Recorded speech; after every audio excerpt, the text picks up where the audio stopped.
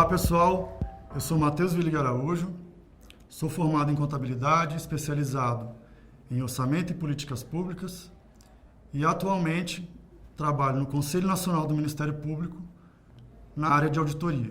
Fui convidado pela Escola Superior do Ministério Público para ministrar para vocês a disciplina de auditoria governamental. O nosso curso foi montado em cima, basicamente, de manuais do Tribunal de Contas da União, do Ministério Público, da Controladoria Geral da União e do Conselho Nacional do Ministério Público.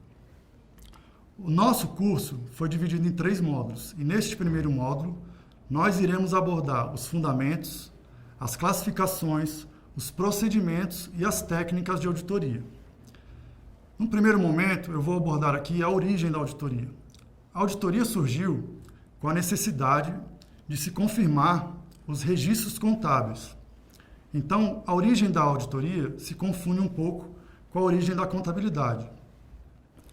Um marco importante nessa história é o surgimento na Inglaterra do cargo de auditor de tesouro, em 1314. Já aqui no Brasil, a auditoria ganhou maior importância com a vinda de empresas estrangeiras após a Segunda Guerra Mundial. As empresas, ao longo do tempo, eram administradas basicamente pelos seus próprios donos. Com o tempo, as empresas foram crescendo e tornando-se empresas complexas, em que deixaram de ser administradas pelos donos, passando a ser administradas por terceiros. Isso é o que nós chamamos de teoria da agência, em que um terceiro administra a empresa do principal. Caso o interesse desse terceiro seja diverso do interesse do dono da empresa, do sócio, do acionista, é o que nós chamamos de conflito de agência.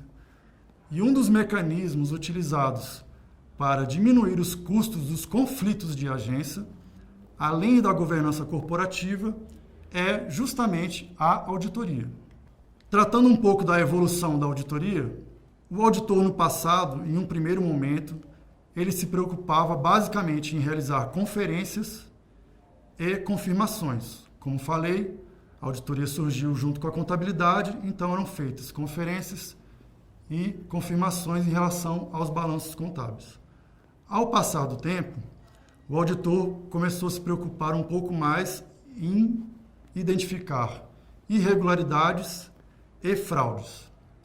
E o auditor do momento e o do futuro, a preocupação dele, além de todas essas que eu já falei, são entender um pouco de riscos, entender de governança corporativa, atuar como consultor da sua empresa, do seu órgão, e ele deve estar atuando sempre em prol dos objetivos estratégicos da unidade.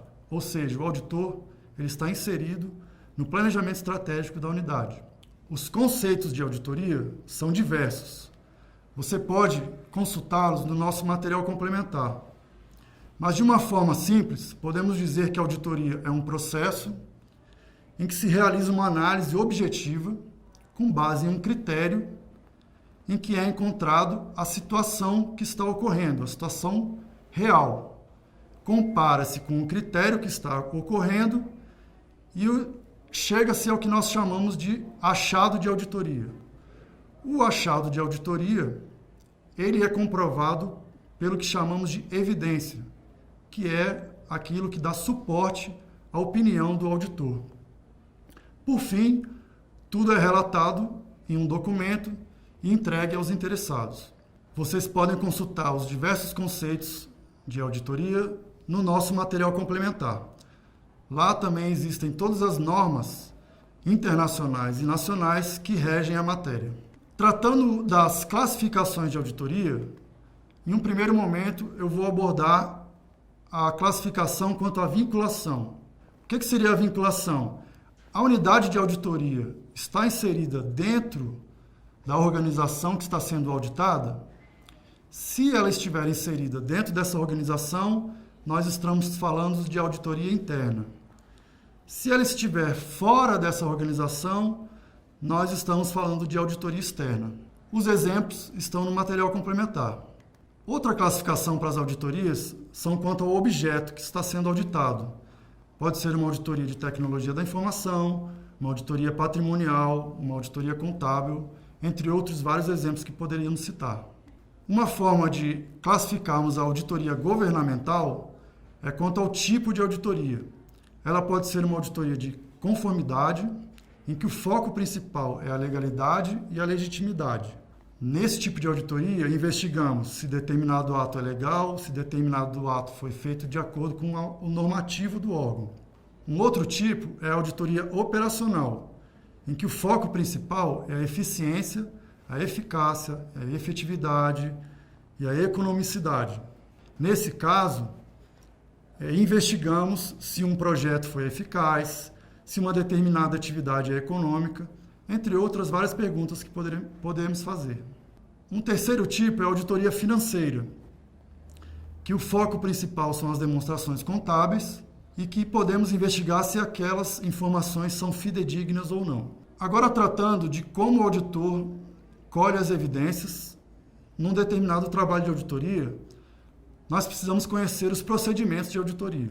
Os procedimentos são exames realizados pelos auditores, justamente para que eles obtenham a informação que eles precisam para emitir a sua opinião. O principal objetivo é colher evidências que vão subsidiar os relatórios e as opiniões e as propostas de encaminhamento.